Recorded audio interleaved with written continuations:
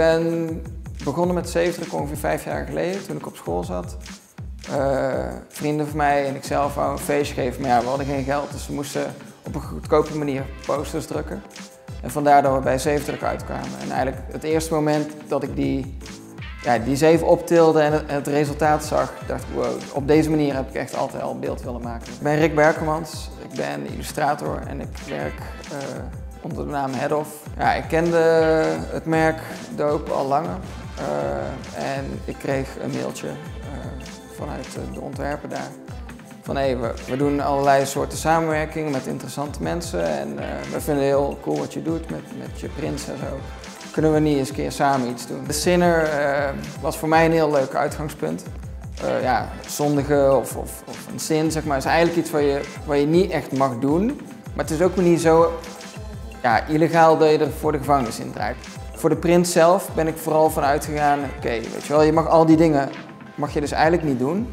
Maar hoe belangrijker je bent en hoe meer macht en geld, zeg maar, je hebt, hoe hoger je positie, hoe meer je al die kleine zondes kan maken. En een beetje dat was mijn insteek. En daarbij ben ik dan aan de slag gegaan en ik ben gewoon gaan schetsen en allerlei, dus ik maakte lijstjes van hey, weet je wel, wat kan niet, wat kan wel.